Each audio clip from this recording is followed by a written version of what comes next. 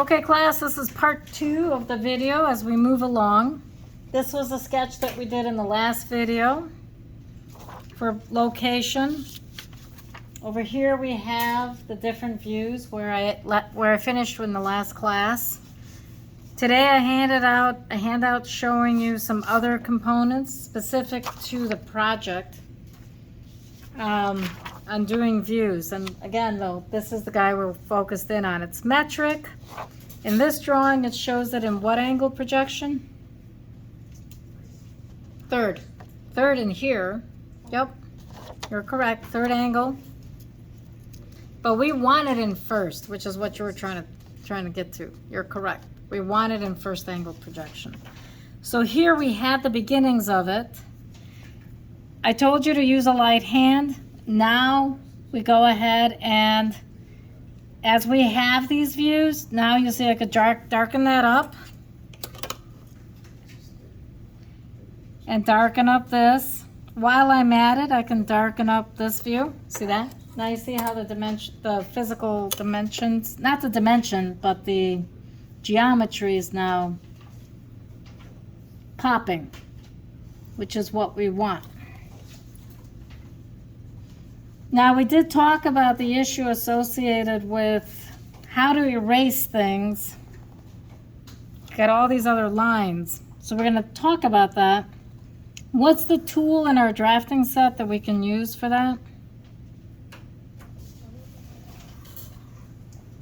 Because I'm going to borrow it from one of you right now, because I'm going to need it in about a minute. It's that metal thing. Yep. If I may borrow that, that would be awesome. The eraser shield. Got it, guys? The one that looks like it's mad at you or winking at you, whatever's going on with it. So as I fill these in, the lines that need to be darkened up, you notice I'm just doing one line. I'm not like, get it? That's all you need.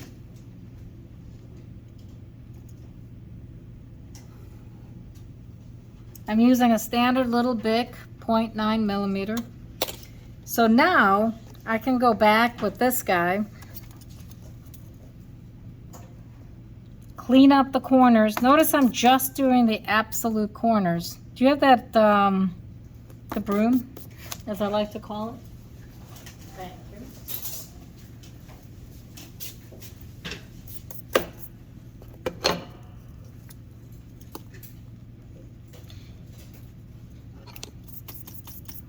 It's best not to wipe away with your hands because our hands are not always clean.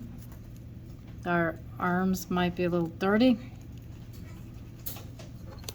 We don't want to smear on the paper. If you get in the habit of doing drawings like this, and you notice I'm only going after the corners, because the rest I can take my regular eraser, the larger one, and go across and wipe the rest out. But as you see, I'm slowly cleaning it up. See? Starting to take shape and clean up. And we want to do this as we go along, just like when they say clean as you go at work or even at home. It's the same for this. Whoops, looks like I almost erased the corner off on some of these.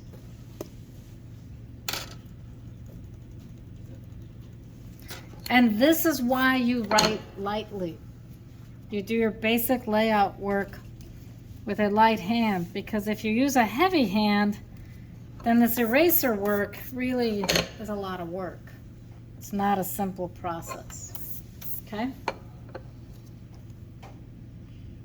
You might have to redo the whole drawing because you use too heavy of a hand.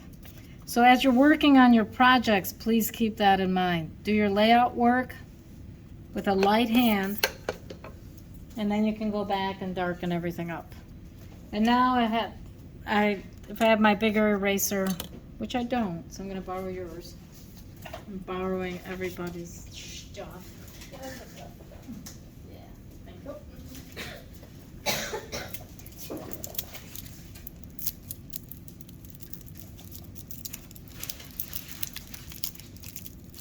So here we go.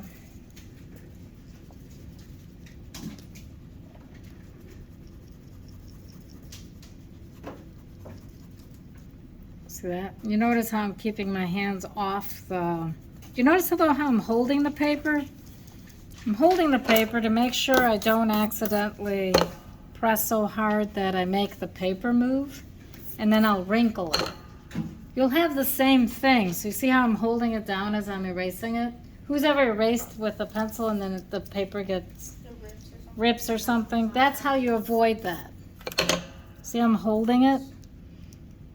I do it instinctually now, but in the beginning, when I was you, my teacher taught me the same thing. The thing, though, that I was also taught was to keep your hands off the part. So don't put my fingers on the actual product I'm working on. So keep my hands. You see how where I put my fingers? I'm trying to keep them off the actual drawing. On the paper, yes, but not on the drawing. So I'm erasing away.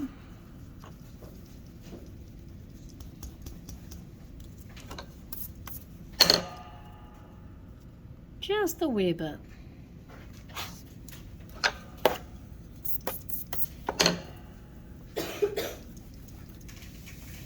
The miter method, yes, you'll even erase that.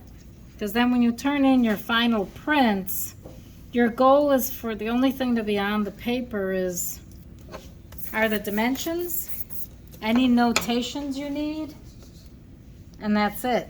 Now you notice how this is roughly centered, because that's what I said. I had said just go in like, what was it, 2 inches or something? How far in did I go on this guy? Yeah, 2 inches in. So they're kind of close together. We have, because we looked at kind of where the dimensions are going to end up. So here we go. We've got this dimension that's going to go on up here in the top view, the 44 millimeter. Now, remember the handouts I gave you? That's next. The handouts from today regarding the positions of your dimensions.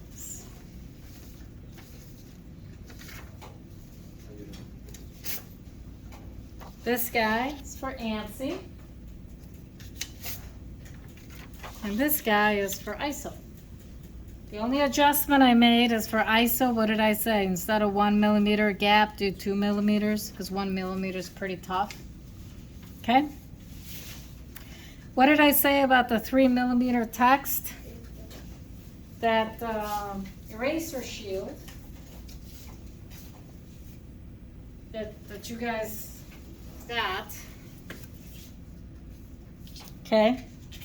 That eraser shield, the widest gap, if you put a number in there, is about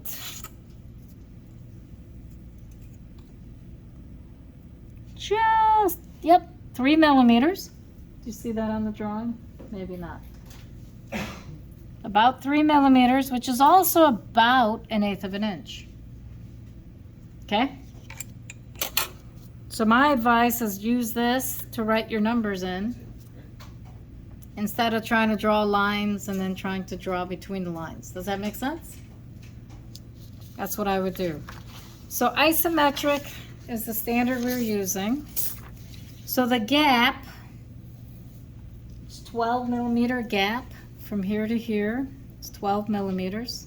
Now your company will have whatever gap they will have. Just remember that. They'll have drafting standards of their own. And the gap from the object to the first dimension is 15 millimeters. Exactly. So as you look at the dimensions that you need to put down, you've got 44 millimeters, 69 millimeters, 13 millimeters. I think I marked right over it. Now, it's being presented to you in the wrong drafting standard. You want to present it correctly, so you use the metric, the ISO standard, okay? So the nice thing about ISO, I like it a lot because it's pretty simple to drop the locations of the dimension lines. It's easy. Your first dimension is how far away again? 15. Your second dimension would be 12.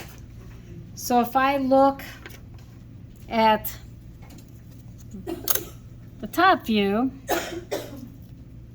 my first dimension is 15 away. My next dimension is 12 away. See how I just dropped two little ticks? So all I gotta do is line this up. As long as it's lined up with my drawing, I can actually throw a reference line straight down. See that? For where my dimensions will go. So when I look at what dimensions I need a dimension here. And this is where I say kind of get close. 1 millimeter is sometimes tough to nail. Don't worry about it. That's the first dimension. And then your second dimension's past that.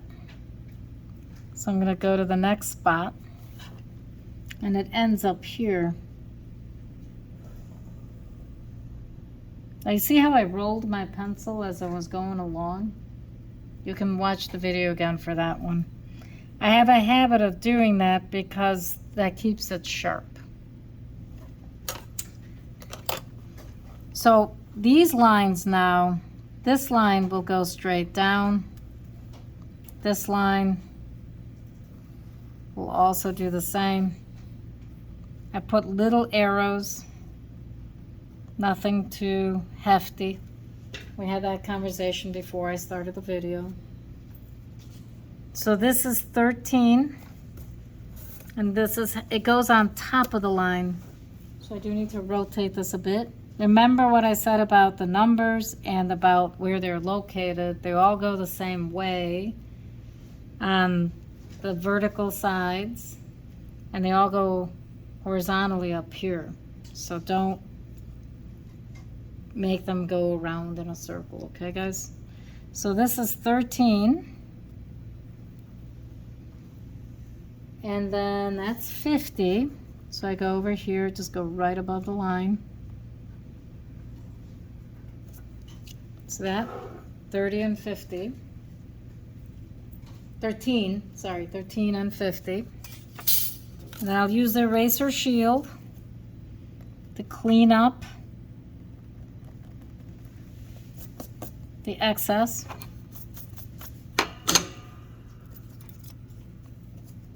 Now you notice I didn't extend my line too far past my arrow for the last dimension. And that's per this expectation.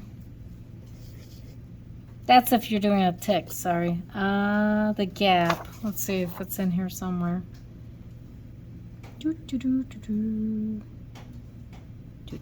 There it is. 2 millimeter extension post dimension line. That's where it says it. See that? Okay. So mine's just about 2 millimeters past that spot. Now, same thing going up. 15th for the first position from the object. 12. See how I just moved to a 0 spot for the next position. Same thing. Go across. Gentle, light line. Gentle, light line. Just to score it. Okay?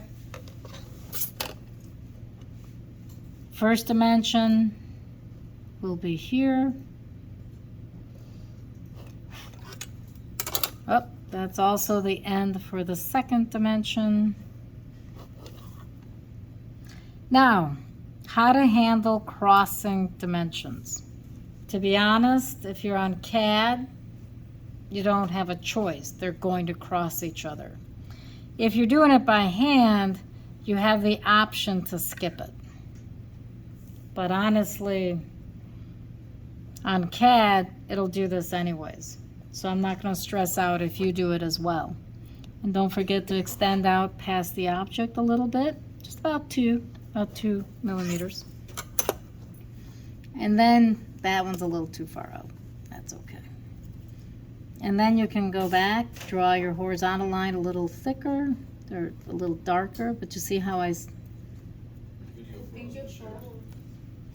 Video froze. I will stop. Start it again. Okay, put the horizontal lines. So that all I was saying was roll your pencil in case the video froze there for a second. And then this dimension is also 13. Now you see I can just write it in there. Why? Because I have the habit. I can write about an 1/8 inch tall after writing as long as I have. But for you, please utilize the tools you have available to you. As far as how far off, see how you see the line, just move your little shield right above it. Not too high, not too low. It's okay if you just move it up like that, just a little bit. And then you'll write this number, it's 69, that's the length. See that? So it's okay if you're close. You don't want to be on the line. You want to be off the line. So just move your shield. If you move the shield to be on the line, then just move it up a little bit. Cool? That'll help you make sure you don't put your dimension on the actual line. So now this is dimensioned, and as you dimension, please check them off. The most common mistake students make is they put the same dimension over and over again on every view, every time they see it again. I've had students in this view go ahead and add the 69. No, you don't add it in twice. Got it, guys? Just put it in once. So as you put your dimensions down, do yourself a favor and mark them done. See how I X'd them? Now there's only one dimension left, the 44. The 44 doesn't go in this view. It goes in, well, it can go right there, it can go there. I know, I had the same look on my face. Which way? Well, I'm already here, and I've already drawn this line, but I've also drawn it here. So honestly, it's 6 of one, half a dozen of another. I don't care which view you put it in. How's that? As long as it's there. Exactly. It needs to be in there. Which view? I can care less. So there's that dimension. Whoop, sorry about that. Turn that off. There's that dimension line. That's the extension line technically. And this little line across is called the dimension line, if I have to get picky. Because the next thing you guys are going to learn is CAD. And inside CAD, they have a specific name for everything. So this is the dimension line, what I'm pointing at. And this is known as the extension line, the lines that extend to the part. And that's important to know for CAD, because they have very specific names for each item. See that? Erase it away.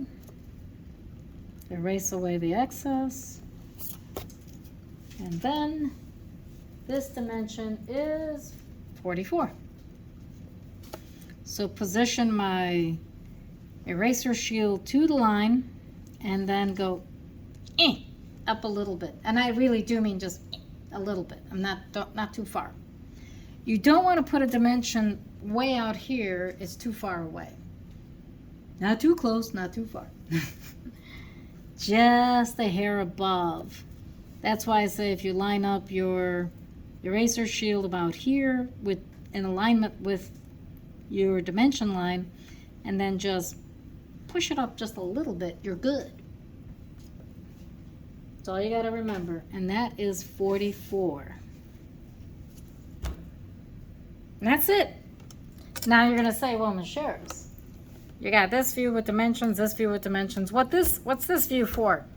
Remember how I said in the beginning, only put in as many views as you need? Well, here's an example that we could probably say in the future, we don't need that view. Why? It's nice to have 3 views, but can I get away with giving all of my information out with 3 views, or 2 views, or even 1 view? I don't know. In this case, all the dimensions are just in 2 views. Now, can we really tell the shape of the object just with these 2 views? Maybe yes, maybe no. Having the 3rd view isn't going to hurt it. You guys are in learning mode, so I'd say leave the 3rd views in there. Later on, as you do your projects, you'll find some drawings don't need the extra views. Once you get into like 3D modeling, remember we're going to move into Inventor, because that's next. When we do that, after you learn the AutoCAD part, when we move into Inventor, then you're going to be able to put in a little isometric view. That was the right side view, right? This is the front view. This is the top view, and that's the right side view. This I like to call the primary view. It gives me the shape of the object. You see, that's important. So the primary view is typically the view that gives you the most information about the drawing. As you could tell, it has the most dimensions. In some cases, every view has a ton of dimensions, depends on how complex the part is. In our case, it's pretty straightforward. Good question. So, and then you erase everything off, just neatly. And I see how here I made a little goof up. So I'm gonna do this, and see how there's a gap there now. So I'm gonna go back. When you try to repair these lines, be careful to just keep it light. And that's reasonably repaired.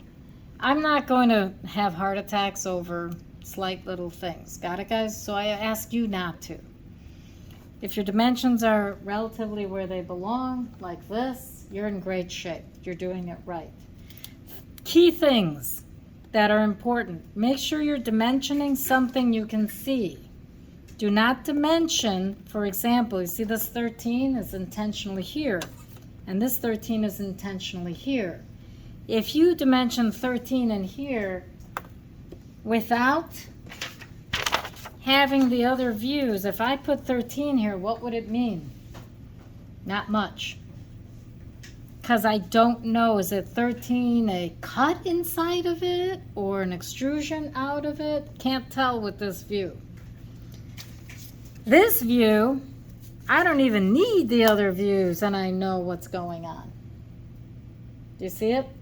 Because this is telling, oh, 13's the thickness.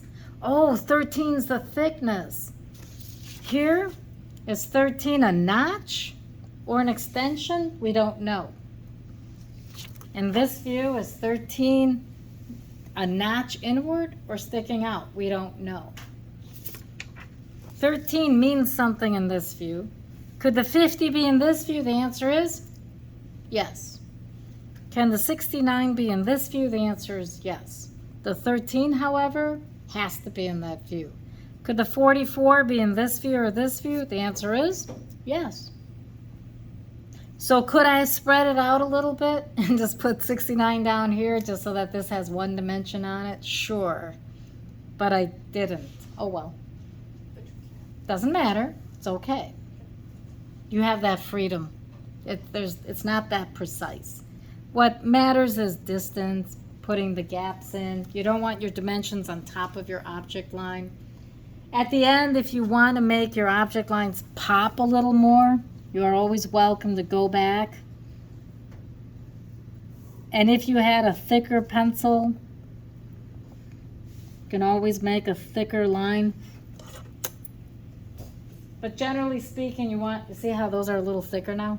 You want your object lines to be thicker than any other line on the drawing outside of the border. Now you notice each time you'll hear, maybe it'll come up in the video, maybe not. I'm actually, as I drop my pencil and I take it away,